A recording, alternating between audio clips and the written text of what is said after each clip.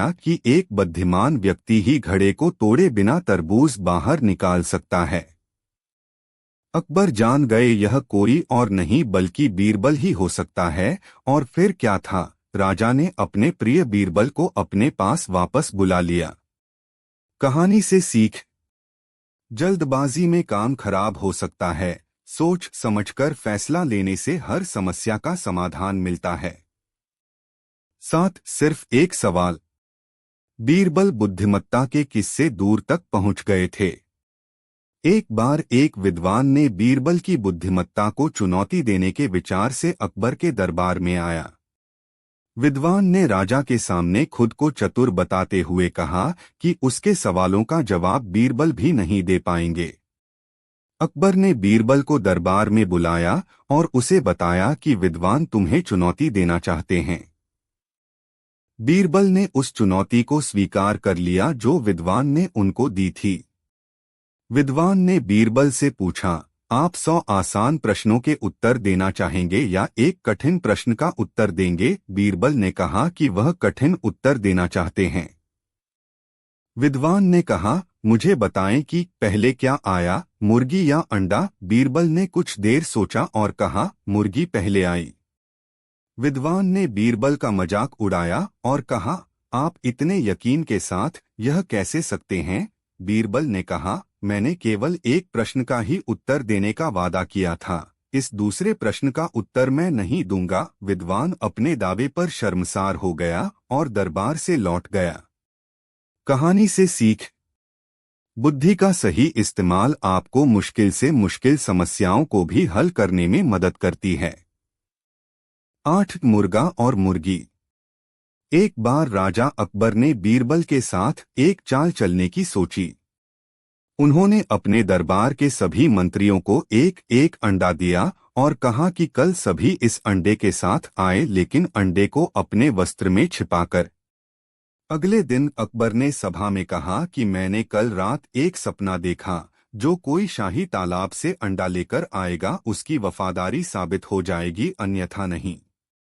इसके बाद अकबर ने अपने सभी मंत्रियों को ऐसा ही करने और अपनी वफादारी साबित करने के लिए कहा। जैसा कि योजना बनाई गई थी, सभी मंत्रियों ने अंडे की तलाश करने का नाटक किया और कुछ ही समय में उन सभी को एक एक अंडा मिला जो उन्होंने पहले से ही अंदर छुपा रखा था। फिर जब बीरबल अंडे की तलाश में गए तो उन्हें अंडा नहीं मिला। जब बीरबल खाली हाथ पहुंचे तो सभी उनकी ओर देखकर मुस्कुराने लगे। बीरबल को पूरे परिदृश्य का आभास हो गया और वो बादशाह के पास गए और जोर से मुर्गे की आवाज निकालने लगे। राजा सोच में पड़ गए और पूछे कि यह क्या है, जिस पर बीरबल ने जवाब दिया कि महाराज, मैं मुर्गी नहीं मुर्गा हूं, इसलिए मैं अंडा नहीं ला सका। यह सुनकर दरबार में मौजूद सभी लोग जोर से हंसने लगे। राजा अकबर को एहसास हुआ कि बीरबल को बेवकूफ बनाना इतना आसान नहीं। कहानी से सीख। आत्मविश्वास आपको मुश्किल परिस्थितियों से निपटने में मदद करता है। 9 राजा कौन है? एक बार बीरबल को दूसरे राज्य में राजदूत के रूप में भेजा गया। उस राज्य के राजा ने भी बीरबल की चतुराई और बुद्धि के बारे में कई कहानियां सुनी थीं और वे बीरबल की परीक्षा लेना चाहते थे। राजा ने अपने सभी मंत्रियों को उनके जैसे कपड़े पहनाए और वे सभी बीरबल की परीक्षा लेने के लिए एक साथ कतार में बैठ गए। जब बीरबल ने राजदरबार में प्रवेश किया तो वह सभी को एक जैसे कपड़े पहने और एक ही तरह के सिंहासन पर बैठा देखकर चकित रह गए। हैरान बीरबल ने सभी को थोड़ी देर देखा, फिर उनमें से एक के पास गए और उनके सामने आदर से झुक गए। यह देखकर स्वयं राजा भी आश्चर्य में पड़ गए। उन्होंने खड़े होकर बीरबल को गले लगाया और उनसे पूछा कि उन्होंने यह अनुमान कैसे लगाया। बीरबल ने मुस्कुराते हुए जवाब दिया, महाराज, जिस तरह का विश्वास मैंने आप में देखा वो मुझे किसी और में नहीं दिखाई दिया और ये सभी आपकी ओर अनुमोदन के लिए देख रहे थे। राजा यह देखकर बहुत खुश हुए और बीरबल की प्रशंसा की। कहानी से सीख। एक बुद्धिमान व्यक्ति अपने अवलोकन यानी ऑब्जर्वेशन के माध्यम से भी चीजों को समझने का प्रयास करते हैं। 10 सोने का सिक्का और न्याय। राजा अकबर के हमेशा की तरह अपने दरबार में बीरबल से एक सवाल पूछा कि बीरबल, अगर मैं तुम्हें न्याय और एक सोने के सिक्के के बीच चयन करने के लिए कहूं तो तुम क्या चुनोगे? बीरबल ने उत्तर देते हुए कहा कि बिना किसी संदेह के मैं एक सोने का सिक्का चुनूंगा। इस बार बीरबल बोलते समय थोड़ा लड़खड़ाए। राजा अकबर सहित सभी लोग बीरबल के इस उत्तर पर हैरान रह गए। राजा अकबर ने कहा, मैं तुमसे बहुत निराश हूं। तुमने इंसाफ के आगे कम मूल्यवान चीज सोने के सिक्के को क्यों चुना? बीरबल ने मुस्कुराते हुए उत्तर दिया कि महाराज, इस राज्य में न्याय की कोई कमी नहीं है, क्योंकि आप यहाँ के राजा हैं। मैंने वो चीज चुनी जिसकी मुझे जरूरत हो सकती है, और मुझे सोने के सिक्के की जरूरत है। बीरबल का यह जवाब सुनकर अकबर हैरान रह गए और उनके चेहरे पर मुस्कुराहट आ गई। उन्होंने जवाब से खुश होकर 100 सोने के सिक्कों के साथ बीरबल को पुरस्कृत किया। कहानी से सीख। हर व्यक्ति को बुद्धिमानी से अपने शब्दों को चुनना चाहिए। 11 आम का पेड़ किसका है? एक बार दो भाई राम और श्याम एक आम के पेड़ के लिए लड़ रहे थे। राम ने कहा कि आम का पेड़ उसका है और श्याम ने कहा कि उसका। कोई भी इस समस्या का हल नहीं निकाल पा रहा था। उन्होंने बीरबल से मदद मांगने का फैसला किया। बीरबल ने स्थिति का विश्लेषण किया और दोनों भाइयों से कहा कि वे पूरे आम को दोनों भाइयों के बीच बराबर में बांट लें, फिर पेड़ को 2 बराबर हिस्सों में काट लें। बीरबल की बात सुनकर राम ने हामी भरी, जबकि श्याम ने पेड़ को न काटने की बात कही, क्योंकि उसने पूरे 3 साल तक पेड़ की देखभाल की थी। बीरबल समझ गए पेड़ का असली मालिक कौन है। उन्होंने कहा, पेड़ श्याम का है, क्योंकि पेड़ काटने के नाम से श्याम परेशान हो गया था। सालों तक इसकी देखभाल करने वाला व्यक्ति इसे तुरंत काटने के लिए राजी नहीं हो सकता। कहानी से सीख। असली मालिक वो है जो अपनी जिम्मेदारियों को निभाता है। हमें यकीन है कि आपको ऊपर लिखी गई सभी कहानियां पसंद आई होंगी, क्योंकि वे न केवल हास्य से भरे हैं, बल्कि हर कहानी से हमें कुछ न कुछ सीख भी मिलती है। अपने बच्चों के सुलाते समय उन्हें बेड टाइम स्टोरी हिंदी में सुनाना एक अच्छी आदत है। कहानियां सिर्फ परिवार के एक बंधन में बांध के रखने में मदद नहीं करती हैं, बल्कि बच्चों को एक अलग दृष्टिकोण भी हासिल करने में भी मदद करती हैं। हम सभी बचपन से ही अकबर और बीरबल के किस्से कहानियां सुनते आए हैं। हालांकि इन कहानियों में कितनी सच्चाई है और कितनी मनगढ़ंत यह कहना मुश्किल है, लेकिन इन कहानियों से बीरबल की चतुराई, बुद्धि और हाजिर जवाबी का पता चलता है। अकबर बीरबल के किस्से में आज आपको बताएंगे एक ऐसी कहानी के बारे में जिसमें अकबर की चतुराई काम आती है। जी हाँ, अब तक तो आपके बीरबल की चतुराई और बुद्धि की कहानियां सुनी होंगी, लेकिन इस कहानी में आपको अकबर की चतुराई के बारे में पता चलेगा, जिससे वो अपने प्रिय बीरबल को ढूंढ निकालने में सफल होते हैं। इस कहानी का नाम है बुद्धि से भरा बर्तन। अकबर बीरबल के किस्से, बुद्धि से भरा बर्तन। एक बार किसी बात को लेकर अकबर और बीरबल के बीच मनमुटाव हो गया। अकबर ने गुस्से में आकर बीरबल को राज्य से दूर चले जाने का आदेश सुना दिया। बीरबल भी अकबर के आदेश को टाल नहीं सकता था, लेकिन वह अकबर से दूर भी नहीं रह सकता था। इसलिए वह उसी राज्य में एक अन्य गांव में वेश बदलकर रहने लगा और साधारण लोगों की तरह खेती करनी शुरू कर दी। इस तरह से बीरबल किसान की तरह अपना जीवन बिताने लगा। जब अकबर को आई बीरबल की याद, अकबर ने भले ही बीरबल को दूर जाने की सजा सुना दी हो, लेकिन अकबर को भी बीरबल की याद सताने लगी और उसे अपनी गलती का एहसास हुआ। इस तरह से अकबर अपने दिनचर्या और दैनिक कार्यों में बीरबल को याद करने लगे। जबकि अकबर के सामने कोई परेशानी आती, उन्हें बीरबल की कमी खलने लगती थी। अकबर ने दिया अजीबोगरीब आदेश। इस तरह से कुछ दिन बीत गए, लेकिन एक दिन अकबर से रहा नहीं गया और उन्होंने अपने सेनापति को बुलाकर बीरबल को ढूंढकर लाने का आदेश दिया। अकबर के आदेश के बाद सैनिक और सिपाहियों की टोली हर गांव, कस्बे, मोहल्ले और गलियों में बीरबल को ढूंढने लगी, लेकिन बीरबल का कुछ पता न चला। उन्होंने जब इस बात की जानकारी अकबर को दी तो वो निराश हो गए। अब तो बीरबल से मिलने के लिए अकबर की बेचैनी और बढ़ने लगी। तब एक दिन अचानक अकबर को एक तरकीब सूझी। उन्होंने अपने सेनापति को आदेश दिया कि सभी गांव के मुखिया को संदेश भेजा दिया जाए कि उन सभी को एक बर्तन के अंदर बुद्धि डालकर राजमहल भेजना होगा, और जो इस आदेश को पूरा नहीं करेगा उसे इसके बदले बर्तन में हीरे जेवर भरकर भेजना पड़ेगा।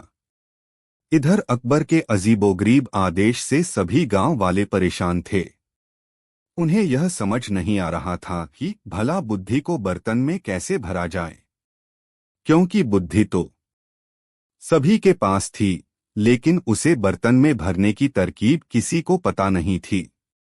वहीं दूसरी ओर लोग यह सोचकर भी परेशान थे कि यदि ऐसा न कर पाए तो उसी बर्तन को कीमती हीरे जेवरों से भरना पड़ेगा, जो कि इससे भी बड़ी समस्या थी। लेकिन यह सब बीरबल के लिए सामान्य काम था। अकबर के इस अजीबोगरीब आदेश की चर्चा दूर दूर तक के गांव में थी और बीरबल को भी इस बारे में पता चला। गांव के सभी लोग निराश होकर बैठे हुए थे कि तभी वहां किसान के रूप में वेश बदले हुए बीरबल पहुंचे। उन्होंने कहा कि वह इस समस्या का समाधान निकाल सकते हैं। बीरबल की बात पर किसी को यकीन नहीं हुआ, लेकिन उनके पास बीरबल पर विश्वास करने के अलावा और कोई रास्ता भी नहीं था। इसलिए सभी बीरबल को इस काम की बागडोर सौंप दी। उस समय गांव में तरबूज की फसल उगाने का समय था। बीरबल ने तरबूज के पौधे की एक बेल को एक बर्तन में डाल दिया और धीरे धीरे उस बेल में तरबूज का फल लगने लगा। कुछ समय बाद तरबूज ने बर्तन का आकार ले लिया। इस तरह से जब बर्तन तरबूज से पूरा भर गया तो बीरबल ने बेल को फल से अलग किया और उस बर्तन को तरबूज समेत अकबर के दरबार में भिजवा दिया। इसके साथ ही यह संदेश भी भेजा कि उस बर्तन के अंदर बुद्धि भरी है और बिना बर्तन तोड़े ही बुद्धि को निकालना होगा। जैसे ही अकबर ने तरबूज से भरे बर्तन को देखा और संदेश को पढ़ा तो वो कि ऐसा विचार केवल बीरबल को आ सकता है। अकबर ने तुरंत सैनिकों से अपना घोड़ा मंगवाया और बीरबल को वापस लाने के लिए गांव की ओर। बीरबल राजा अकबर के बहुत प्रिय थे। वह अपने बहुत सारे निर्णय बीरबल की चालाकी और बुद्धिमानी के बल पर सभा में लेते थे। यह देखकर कुछ दरबारियों के मन में बीरबल के प्रति घृणा जागृत हो गई। उन दरबारियों ने मिलकर बीरबल को बादशाह अकबर के सामने नीचा दिखने के लिए एक योजना बनाया। एक मंत्री की उदास शक्ल देख बादशाह अकबर ने उसकी उदासी का कारण पूछा। तब मंत्री बोले कि आप सारे महत्वपूर्ण कार्य बीरबल को सौंपकर उसे महत्ता देते हैं, जिस कारण हमें अपनी प्रतिभा साबित करने का मौका ही नहीं मिलता है। इस बात को सुनकर अकबर ने उस मंत्री को 3 रुपए दिए और कहा कि आप बाजार जाकर इन 3 रुपयों को 3 चीजों पर बराबर बराबर खर्च करें, यानी हर एक चीज पर 1 रुपए। लेकिन शर्त यह है कि पहली चीज यहाँ की होनी चाहिए, दूसरी चीज वहां की होनी चाहिए और तीसरी चीज ना यहाँ की। चतुराई की वजह से अन्य सेवकों की भी जान बच गई। इस हमें से हमें यही सीख मिलती है कि कितना भी मुश्किल समय क्यों न आए, घबराना नहीं चाहिए, बल्कि सच्ची कहानी से काम लेना चाहिए। हमें इस बात का ध्यान रखना चाहिए कि हम अपने दिमाग का इस्तेमाल करके मुश्किल से मुश्किल दौर से भी बाहर आ सकते हैं। एक बार बादशाह अकबर ने बीरबल की बुद्धि की परीक्षा लेनी चाहिए। उन्होंने बीरबल से पूछा, बीरबल, क्या बुद्धि की खेती की जा सकती है? बीरबल सोचते हुए बोला, जी हुजूर, जरूर की जा सकती है। यह सुनकर अकबर बोले, तो ठीक है, तुम बुद्धि की खेती करो और उसका फल हमारे लिए लेकर आओ। बीरबल बोले, जैसा आपका हुक्म। मैं जल्दी ही बुद्धि की खेती करके उसका पहला फल आपको भेंट करूंगा। सभी दरबारी अकबर और बीरबल की बातें सुन रहे थे। वे हैरान थे कि बीरबल बुद्धि की खेती कैसे करेंगे और कैसे बुद्धि का फल बादशाह को भेंट करेंगे। दरबार के समाप्त होने पर बीरबल सीधे राजमाली के पास जा पहुंचे और बोले, राज उद्यान में कद्दू की बेलों पर क्या कद्दू आ रहे हैं? माली बोला, हुजूर, आ तो रहे हैं, पर अभी वे टमाटर जितने ही छोटे हैं। यह सुनकर बीरबल बहुत प्रसन्न हुए। उन्होंने माली के कान में कुछ कहा, फिर वे अकबर के पास गए और बोले, जहांपना, मैंने बुद्धि की खेती शुरू कर दी है। मैं कुछ दिनों में आपको बुद्धि का पहला फल भेंट कर दूंगा। कुछ दिनों के बाद बीरबल राज उद्यान में फिर गए। वहां माली ने छोटे छोटे कद्दू को घड़े के अंदर डाल रखा था। यह देखकर बीरबल वापस लौट आए। उधर कद्दू मटकों में ही बड़े होने लगे। कुछ दिनों बाद कद्दू इतने बड़े हो गए कि पूरे मटकों में समा गए। बीरबल ने सारे कद्दू मटकों सहित कटवा लिए और अकबर के पास संदेश भिजवाया, कल सुबह मैं बुद्धि का पहला फल लेकर दरबार में आ रहा हूँ। अगले दिन दरबार में सब बेसब्री से बीरबल का इंतजार करने लगे। तभी बीरबल 2 मटके लिए दरबार में उपस्थित हुए और अकबर से बोल, जहांपना, मैं बुद्धि के फल ले आया हूँ, किंतु ये फल बड़े नाजुक हैं। याद रहे, इन मटकों में से फल निकालते समय ध्यान रखिएगा कि न तो बुद्धि का फल कटे और न ही मटके फूटें। यह सुनकर बादशाह हैरान रह गए। उन्होंने मटके में झांककर देखा तो वे बहुत हंसे। वे बीरबल की बुद्धिमानी से बहुत प्रसन्न हुए। सभी दरबारी भी बीरबल की प्रशंसा करने लगे। एक बार की बात है, बीरबल की किसी बात से बादशाह को गुस्सा आ गया। उन्होंने बीरबल को दरबार से निकाल दिया और आगरा से दूर चले जाने का हुक्म दिया और बीरबल से कहा, फिर कभी मुझे अपना चेहरा मत दिखाना। बीरबल ने कहा, जैसी आपकी आज्ञा, जहांपनाह। फिर वे चुपचाप वहां से चले गए। कुछ दिनों बाद बादशाह अकबर को एहसास हुआ कि उनसे भारी भूल हो गई। उन्हें बीरबल की बहुत याद आ रही थी। उन्होंने अपने नौकरों को भेजा कि वे बीरबल को वापस ले आएं, लेकिन उनका कोई पता नहीं चला। बीरबल अपने घर पर भी नहीं थे। यह कोई नहीं जानता था कि वे कहाँ चले गए। बादशाह अकबर ने उन्हें खोजने का बहुत प्रयास किया, लेकिन बीरबल के बारे में उनके परिवार वालों को भी कोई जानकारी नहीं थी। एक दिन अकबर के दरबार में एक साधु महाराज अपने 2 शिष्यों के साथ पधारे। शिष्यों ने दावा किया कि उनके गुरुजी दुनिया के सबसे बुद्धिमान आदमी हैं। बादशाह अकबर ने सोचा कि क्यों न वे उस साधु को बीरबल की जगह रख लें, लेकिन वे पहले उसकी परीक्षा लेना चाहते थे। बादशाह ने दरबारियों से कहा कि वे साधु से कठिन सवाल पूछें। फिर दरबारियों द्वारा सवाल पूछे गए। एक मंत्री ने पूछा, इस संसार में सबसे श्रेष्ठ क्या है? ज्ञान, साधु ने कहा। दूसरे मंत्री ने पूछा, इस दुनिया में सबसे गहरा क्या है? एक स्त्री का हृदय, साधु महाराज ने कहा। तीसरे मंत्री ने पूछा, ऐसा क्या है जिसे खोने के बाद कभी पाया नहीं जा सकता? जीवन, साधु ने मुस्कराते हुए जवाब दिया। मंत्री ने पूछा, रात को सुनाई देने वाला सबसे मधुर स्वर क्या है? भगवान से की गई प्रार्थना के स्वर। मंत्री ने पूछा, वह क्या है जिसकी गति पवन से भी तेज है? इंसान की सोच। मंत्री ने पूछा, इस धरती पर सबसे मीठा क्या है? एक बालक की मुस्कान। इस तरह सभी मंत्री बारी बारी से सवाल पूछते रहे और साधु महाराज फटाफट सभी प्रश्नों के उत्तर देते गए। सभी दरबारी वाह वाह करने लगे। बादशाह अकबर ने सोचा कि उन्हें साधु से खूब कठिन प्रश्न करना चाहिए, इसलिए उन्होंने उस साधु से पूछा, किसी राज्य को चलाने के लिए कौन सा गुण होना चाहिए? चतुराई, साधु ने कहा। फिर बादशाह अकबर ने साधु से दूसरा सवाल पूछा, एक राजा का सबसे बड़ा दुश्मन क्या है? उसका स्वार्थ, साधु महाराज बोले। बादशाह अकबर ने साधु से अगला सवाल पूछा, क्या तुम कोई जादुई करिश्मा दिखा सकते हो? साधु ने कहा, मैं उस व्यक्ति को आपके सामने ला सकता हूं जिससे आप मिलने की इच्छा रखते हैं। यह सुनते ही बादशाह अकबर उत्साहित हो उठे। उन्हें कई दिनों से बीरबल की बहुत याद आ रही थी। आज उन्हें अपने मन की बात कहने का अवसर मिल गया। बादशाह बोले, मुझे अपने बीरबल की बहुत याद आ रही है, मैं उससे मिलना चाहता हूं। साधु ने उसी समय अपनी नकली दाढ़ी और मूछ उतार दी। बीरबल ही साधु के वेश में वहां आए थे। समस्त दरबारी बीरबल को देखकर चकित रह गए। बादशाह अकबर अपने बीरबल को अपने सामने देखकर खुशी से झूम उठे। उन्होंने बीरबल के सहायक बने शिष्यों को भी इनाम देकर दरबार से विदा किया।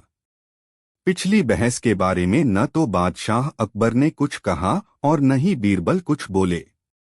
उन दोनों का रिश्ता कुछ ऐसा ही था। वे लोग जानते थे कि भले ही आपस में किसी विषय को लेकर कितनी भी बहस कर लें या लड़ लें, मगर एक दूसरे के बिना चैन से कदापि नहीं रह सकते। 21:03 रात के 11:05 सुनील कुशवाहा 73181 दिन बादशाह अकबर और बीरबल आम के बाग में टहल रहे थे। वे हमेशा की तरह अलग अलग विषय पर चर्चा कर रहे थे। अचानक एक तीर बादशाह अकबर के सिर के ऊपर से होता हुआ गुजर गया। यह देखकर उन्हें बहुत गुस्सा आया। वे सोचने लगे कोई व्यक्ति उन्हें मारने का प्रयास कर रहा है। उन्होंने अपने सिपाहियों को आदेश दिया कि तीर चलाने वाले को पकड़कर मौत के घाट उतार दिया जाए। देर बाद 2 सिपाहियों ने एक लड़के को घसीटते हुए राजा के पास ले आए, जो बहुत डरा हुआ दिखाई दे रहा था। एक सिपाही ने कहा, जहांपना, इसी लड़के ने आप पर तीर चलाया है। अकबर बोले, लड़के, तुमने हिंदुस्तान के बादशाह अकबर पर तीर चलाया है, तुम्हें माफ नहीं किया जाएगा। नहीं नहीं, मैंने ऐसा कुछ नहीं किया, लड़का रोता हुआ बोला। अकबर ने अपने सिपाहियों से कहा, इसे उसी तरह मार डालो जिस तरह इसने मुझे मारना चाहा। इसे पकड़ो और इस पर तीर चलाओ। अगर यह नहीं मार पाया तो याद रखना, तुम सबको मौत के घाट उतार दिया जाएगा। बादशाह अकबर आज वाकई बहुत गुस्से में थे। वह लड़का जोर जोर से रोने लगा। उसने कहा, जहां पना, मैं आपसे माफी मांगता हूं। मेरा विश्वास करें कि मैं आपको मारने का प्रयास नहीं कर रहा था। मैं तो आम के बगीचे में आम तोड़ने के लिए तीर चला रहा था। वह तीर गलती से आपकी तरफ चला गया। मुझे छोड़ दें, फिर कभी ऐसी भूल नहीं होगी। अब मैं शाही बाग में कदम तक नहीं रखूंगा। लेकिन बादशाह अकबर कुछ भी सुनने को तैयार नहीं थे। उन्होंने निर्दोष लड़के की फरियाद अनसुनी करके उसे मारने का आदेश दे दिया। बीरबल जानते थे कि इसमें उस लड़के की कोई गलती नहीं है और अकबर उसे मारने का हुक्म सुनाकर उचित नहीं कर रहे हैं। उन्होंने उस लड़के की जान बचाने का निर्णय किया। वे किसी के प्रति अन्याय नहीं सकते थे। तभी सिपाहियों ने लड़के को आम के पेड़ से बांध दिया। जब एक सिपाही उस पर तीर चलाने लगा तो बीरबल ने उसे रोक दिया। यह देखकर अकबर को बहुत बुरा लगा। वे बोले, बीरबल, तुम्हारी इतनी मजाल कि तुम मेरे आदेश में व्यवधान डालने का प्रयास करो। इस लड़के ने हिंदुस्तान के बादशाह पर वार किया है, आखिर इसे अंजाम भुगतना ही पड़ेगा। बीरबल अपने दोनों हाथ जोड़ते हुए विनम्रता पूर्वक अकबर से बोले, जहांपना, आपसे माफी चाहूंगा, परंतु यह तो अन्याय है। आपने कहा कि इसे ऐसे ही मारा जाना चाहिए जैसे इसने आपको मारने की कोशिश की थी। ऐसे में सिपाही को आम के पेड़ पर निशाना लगाना चाहिए, ताकि वह निशाना चुके और इस लड़के को तीर आकर लगे। तभी तो आपका आदेश पूरा होगा। बीरबल के यह शब्द सुनकर बादशाह अकबर को एहसास हो गया कि वे गुस्से में आकर एक मासूम लड़के की जान लेने जा रहे थे। उन्होंने उस लड़के की जान बख्श और उसे आमों के टोकरे के साथ विदा किया। उस दिन बादशाह अकबर ने बीरबल से अकेले में बात करते हुए धन्यवाद दिया और बोले, बीरबल, तुम उन चापलूसों में से नहीं हो जो मेरी हाँ में हाँ मिलाते हैं। आज तुम्हारी वजह से उस लड़के की जान बच गई, वरना मेरे हाथों एक बेगुनाह का खून हो जाता। यह सुनकर बीरबल मुस्कुराने लगे। बहुत दिन बीत गए। महेश दास भट्ट प्राय बादशाह अकबर द्वारा दी गई सान श्री अंगूठी को उलट पलट कर देखा करता था। वो अंगूठी अत्यंत मूल्यक थी। उसे अच्छी तरह याद था कि बादशाह अकबर ने उसे अंगूठी की निशानी दिखाकर कभी मिलने के लिए कहा था। महेश दास भट्ट पहले कभी राजधानी नहीं गया था और न ही वह वहां किसी को जानता था। परंतु एक दिन महेश दास भट्ट ने निश्चय कर लिया कि वह बादशाह अकबर से मिलने जाएगा। उसने शहर जाने के लिए अपना सामान बांधा और राजधानी आगरा के लिए रवाना हो गया। जब महेश दास भट्ट महल पर पहुंचा तो एक दरबान ने दरबार में जाने से रोक लिया। तब महेश ने उस बादशाह अकबर की दी हुई अंगूठी दिखाई और कहा, बादशाह ने कुछ दिनों पहले मुझे यह अंगूठी दी थी और कहा था कि तुम्हें जब भी फुर्सत मिले मुझसे मिलने के लिए शाही दरबार चले आना। अंगूठी देखते ही लालची दरबान का लालच जाग उठा। उसने महेश दास भट्ट से कहा, सुनो भाई, मैं तुम्हें एक ही शर्त पर दरबार में जाने दूंगा। ठीक है भाई, अपनी शर्त बताओ, महेश बोला। तब दरबान ने महेश से कहा, अगर बादशाह अकबर से भेंट करने के बाद तुम्हें कोई इनाम मिला तो उसमें से आधा हिस्सा मुझे देना होगा। दरबान की यह बात सुनकर महेश दास भट्ट हैरान रह गया, लेकिन उसने लालची दरबान की शर्त मान ली। जब महेश अंदर पहुंचा तो अकबर का शाही दरबार लगा हुआ था। महेश दरबार और महल की सुंदरता देख मोहित हो उठा। सारे दरबारी अपने अपने स्थानों पर विराजमान थे। दरबार की शोभा निराली थी। तुम यहाँ क्या करने आए हो? नौजवान बादशाह ने पूछा। जहांपना, मैं महेश दास भट्ट हूँ। कुछ दिनों पहले आपसे मेरी भेंट हुई थी और आपने मुझसे दरबार में आने के लिए कहा था, लेकिन बादशाह अकबर को याद नहीं आया कि उससे कहाँ भेंट हुई थी। तब महेश ने वो अंगूठी दिखाई और जंगल में रास्ता भटकने वाली सारी घटना बादशाह अकबर को याद दिलाई।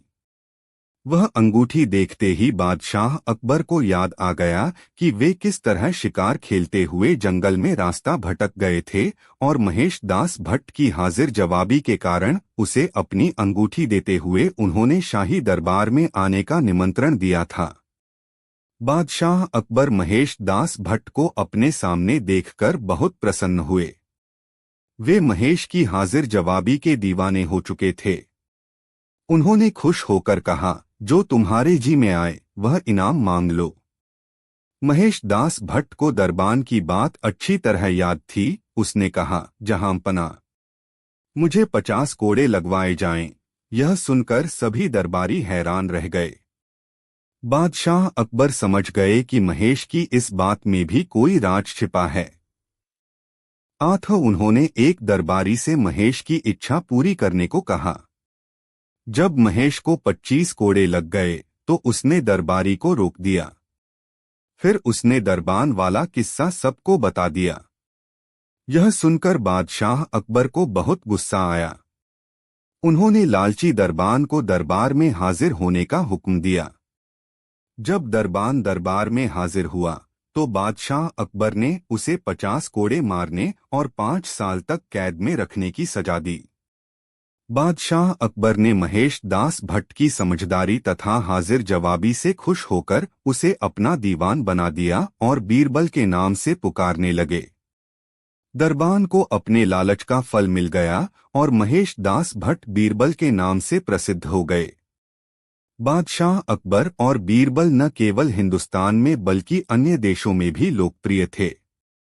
बादशाह अकबर अपनी बहादुरी के लिए जाने जाते थे, जबकि बीरबल को लोग उनकी चतुराई और